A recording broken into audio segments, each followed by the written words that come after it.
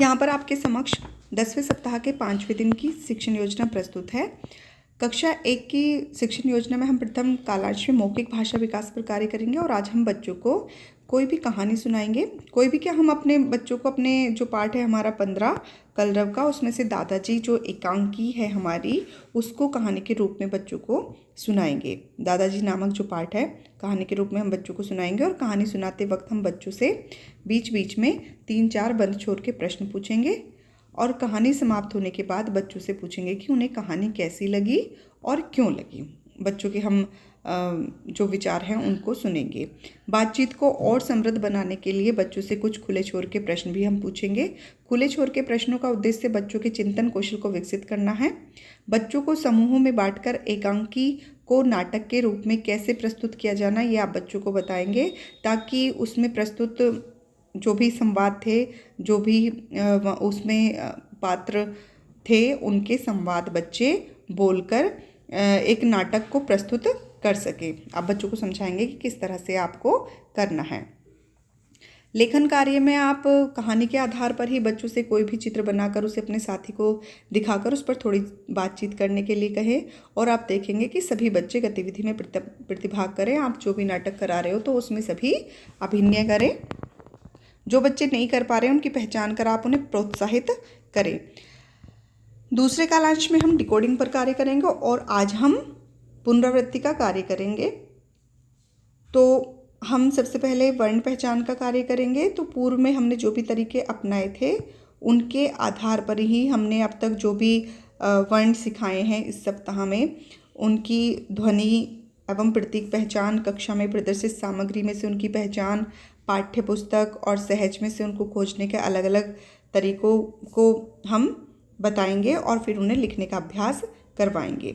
इसी तरह से ब्लेंडिंग में भी हम पूर्व में जो भी हमने तरीके बताए थे उन्हीं के आधार पर कि वर्णों को आपस में जोड़कर शब्दों का निर्माण करें, उन्हें शब्दों को पढ़ने का अभ्यास करवाएंगे। शब्द पठन में भी हम अब तक जो भी हमने वर्ण या अक्षर बच्चों को सिखाए हैं उनसे मिलकर बनने वाले नए नए शब्दों को पढ़ने का अभ्यास करवाएंगे कि बच्चा उनको पढ़ सके। वाक्यांश पठन में भी अब तक सिखाए गए वर्णों अक्षरों से बनने वाले सरल वाक्यांश हम बोर्ड पर लिखेंगे और उनको प्रभावपूर्ण तरीके से 2-3 बार पढ़ेंगे। उसके बाद बच्चों से दोहराने के लिए कहेंगे। आप 3-4 बार भी पढ़ सकते हो और फिर बच्चों से उन्हें दोहराने के लिए कहें ताकि बच्चे भी उन्हें पढ़ सकें।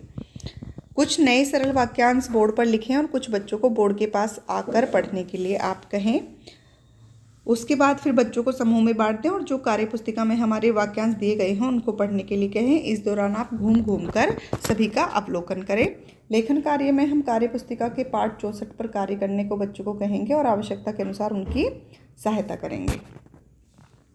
आप यहाँ पर देखेंगे कि सभी बच्चे कार्य पुस्तिका में कार्य कर रहे हैं, क्योंकि जिन बच्चों को कुछ परेशानी हो रही है तो आप उनकी समस्या का समाधान करेंगे। ये हमारा कार्यपत्रक होगा 5वें दिन का 10वें सप्ताह का।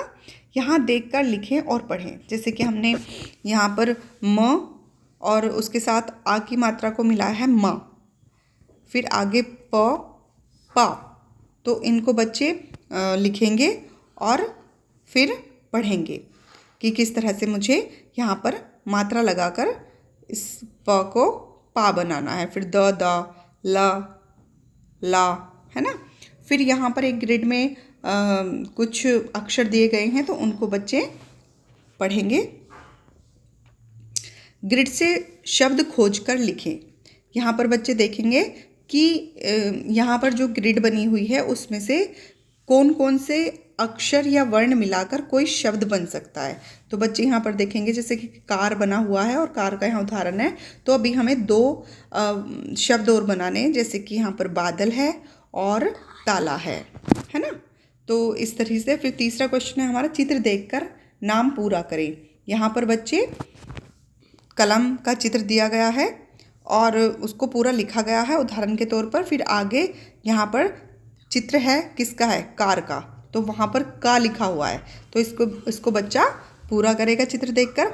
फिर आगे कान का चित्र है और का लिखा हुआ है, ता, आगे ताला बना हुआ है और सिर्फ ता लिखा हुआ है, तो इनको बच्चे चित्र देखकर पूरा करेंगे। उसके बाद पढ़ें। यहाँ पर कुछ मात्रा के साथ शब्द दिए गए हैं तो बच्चा इनको पढ़ने का प्रयास करेगा। अगर बच्चे को कहीं परेशानी होती है तो आप उसकी मदद करेंगे पढ़ने में, क्योंकि इन शब्दों को हम करा चुके हैं, इन वर्णों और इन अक्षरों का हम पहले प्रयोग कर चुके हैं, तो बच्चा इनको पढ़ सकता है। अगर वो अभ्यास करेगा तो इन शब्दों को अवश्य ही पढ़ लेगा। तीसरे कालांश में हम पठन पर कार्य करेंगे। आज हम स्वतंत्र पठन और सरल चर्चा पर कार्य करेंगे। हम यहाँ पर अपने पुस्तकालय की पुस्तकें और कुछ जो हमारे चित्रात्मक कहानी वाली पुस्तकें हैं उनका प्रयोग करेंगे, और बच्चों को पुस्तकालय से या रीडिंग कॉर्नर से चित्र सहित वाली छोटी कहानी वाली किताबें देंगे और उनसे किताब में दी गई कहानी को पढ़ने के लिए कहेंगे। हो सकता है वो कुछ शब्द पढ़ें, लेकिन कुछ को चित्रों के आधार पर ही उनको पढ़ने का अभिनय करें। उनको कहानी देखकर पता चल जाएगा कि क्या है इस कहानी में। वो किताबों को उलटने पलटने का भी अभ्यास करेंगे। आप उन्हें बताएंगे कि किस तरफ से हमारी किताबें खोली जाती हैं, उनको कैसे प्रयोग किया जाता है, किस तरफ से पकड़ी जाती हैं। तो इस तरह से आप 2-3 बच्चों से उनकी किताब की कहानी को चित्रों के आधार पर अपनी भाषा में बताने के लिए कहें। बच्चे जैसी भी कहानी बताएं आप उसको स्वीकार करेंगे और बच्चों को कहानी बताने में सहयोग करेंगे। अगर कोई बच्चा भूल जाता है या गलत बता रहा है तो आप उसकी मदद करेंगे ताकि वो कहानी को ठीक तरह से बता सके।